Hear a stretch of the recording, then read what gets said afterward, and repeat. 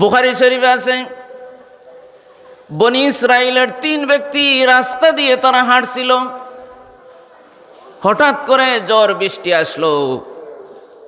তারা আত্মরক্ষার জন্য পাহাড়ের একটি গুহার মধ্যে ঢুকে গেল। খোদার কি মনসা, তারা যখন গুহার ভিতরে ঢুকে গেল, উপর থেকে বিরাট একটা পাথর গুহার মুখের মধ্যে এসে বসে গেল। এটা এত বিরাট পাথর যে 3 জন মানুষ মিলেই পাথরকে হিলানো সম্ভব না। এই 3 ব্যক্তি একেবারে অসহায় হয়ে গেলেন, জীবন্ত কবর হয়ে গেছে। দুনিয়ার কোনো মানুষ জানবে না এখানে যে 3 জন মানুষ চাপা পড়ে আছে, কেউ উদ্ধার করতেও আসবে না। 3 জন তারা নিরাশ হয়ে গেছে। তারা একে অন্যে পরামর্শে করে বলল, শোনো, আল্লাহ তাবারাকা ওয়া তাআলা ছাড়া তো আমাদেরকে উদ্ধার করার মতো আর কেউ নাই। এখন আমাদের জীবনের কোনো নেক আমল যদি থেকে থাকে, ওই নেক আমলটাকে স্মরণ করে আল্লাহ তাবারাকা ওয়া তাআলার কাছে আমরা ক্ষমা চাই, আমাদেরকে যেন আল্লাহ তাবারাকা ওয়া তাআলা মুক্ত করে দেন। এতে তারা একমত হলো। প্রথম ব্যক্তির একটা নেক আমল সে উল্লেখ করলো, বলল, আল্লাহ, আমার বৃদ্ধা মা এবং বাবা ছিলেন, বয়স খুব বেশি। আমি সাগির পাল চড়াতাম, হাওরে নিয়ে যেতাম। প্রত্যেক দিন সন্ধ্যার সময় আমি বাড়িতে আসতাম। বাড়িতে আসার পরে দুধ দহন করে আমার পিতামাতাকে সর্বপ্রথম আমি দুধ পান করাতাম, এরপরে বিবি বাচ্চাকে। একদিনের অবস্থা হলো, হাওরে গিয়ে যে জায়গায় সাগিগুলা চড়াতাম ওই জায়গায় ঘাস মিলল না। অনেক দূরে যেতে হলো ঘাস খাওয়ানোর জন্য। দূর যাওয়ার কারণে বাড়িতে আসতেও একটু বিলম্ব হয়ে গেল। বাড়িতে আমি ছাগলের পালগুলা নিয়ে আসলাম, দুধ দহন করলাম। দুধ নিয়ে সর্বপ্রথম মায়ের কাছে গেলাম, দেখলাম মা ঘুমিয়ে আছে। বাবার কাছে গেলাম, বাবাও ঘুমিয়ে আছে। এদিকে আমার বাচ্চা কাচ্চারা দুধ পান করার জন্য আমার পাশে কান্নাকাটি করছে। আর আমি সিদ্ধান্ত নিলাম, আমার পিতামাতাকে দুধ পান না করা পর্যন্ত আমার বিবি বাচ্চাকে আমি দেব না। তাদেরকে আমি সজাগ করলাম না এই জন্য যে তাদের কষ্ট হবে, এই জন্য ঘুম থেকে উঠালাম না। আমি শিয়রে বসে থাকলাম দুধের পেয়ালা নিয়ে। অপেক্ষা করতে করতে করতে করতে রাত শেষ হয়ে গেছে। এদিকে আমার বাচ্চাগুলা কাঁদতে কাঁদতে কাঁদতে কাঁদতে বেকারার হয়ে উপাস, তারাও ঘুমিয়ে আছে।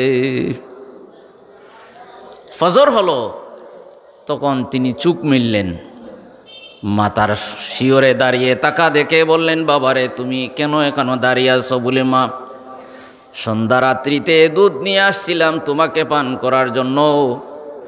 ঘুমিয়ে তাকায় আপনার ঘুম ভাঙ্গাইনি, কষ্ট হবে।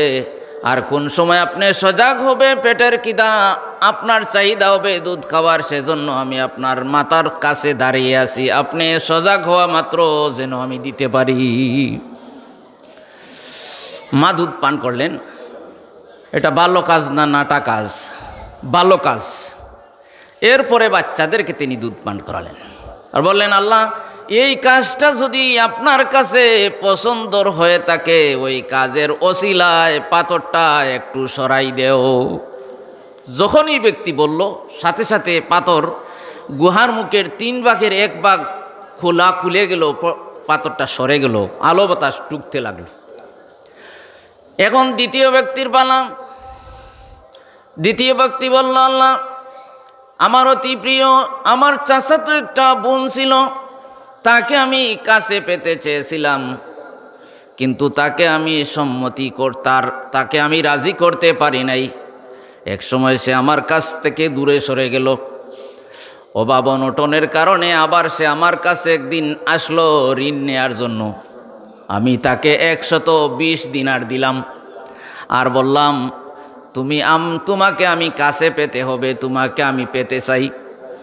সে বলল, আচ্ছা ঠিক আছে। আমি যখন তার সঙ্গে একান্ত নিরিবিলি এক জায়গায় অবস্থান করলাম, এমনকি গুনাহের কাজে লিপ্ত হওয়ার উপযুক্ত হয়ে গেলাম, তখন সে মহিলাটা বলল, হে আল্লাহর বান্দা, আল্লাহকে ভয় করো, আমার সঙ্গে তুমি বাদ কাজ করো না, কারণ এটা হচ্ছে অবৈধ কাজ। সাথে সাথে আল্লাহর ভয়ে আমি সরে গেলাম, বাদ কাজ থেকে আমি বিরত থাকলাম, আর তার কাছ থেকে কোনো টাকা পয়সা আমি ওয়াপস নেইনি। যদি আল্লাহ আপনার খৌফে আপনার ভয়ে আমি এই কাজটা করে থাকি, আর কাজ যদি পছন্দ হয়, তাহলে পাথরটা আরও একটু সরিয়ে দাও। তখন পাথরটা আরও একটু সরল। তৃতীয় ব্যক্তি বলল, আল্লাহ, আমার অনেক মজুর মানুষ ছিল, মেহনতি মানুষ ছিল, সবাই মেহনতি, সব মেহনতি তাদের মজুরি নিয়ে গেল, একজন মানুষ তার মজুরি নেয় নাই, দীর্ঘদিন পর্যন্ত সে অনুপস্থিত ছিল। তার টাকাগুলা দিয়ে আমি উট, মহিষ, গরু, ছাগল এগুলা কিনে বাড়াতে থাকলাম। বৃদ্ধি পেতে পেতে এক মাঠ ভরে গেল পশুতে। দীর্ঘদিন পরে সে আসলো, এসে বলল, হে আল্লাহর বান্দা, আমার মজুরিটা আপনি দিন, আপনার কাছে আমার পাওনা রয়ে গেছে। মালিক বললেন, শুনো, ওই যে মাঠে যত গরু, ছাগল, বেড়া, মহিষ দেখছো, এগুলা হলো তোর।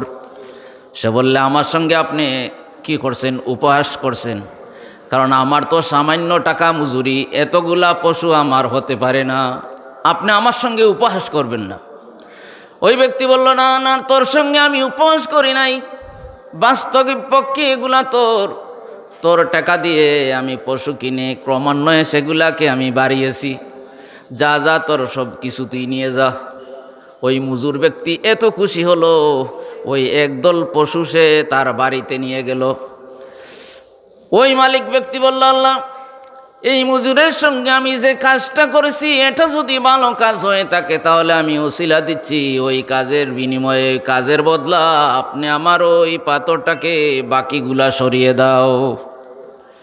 পাথর একেবারে সরে গেল, তারা বের হয়ে আসলো, অক্ষতভাবে, কোনো অসুবিধা হয়নি।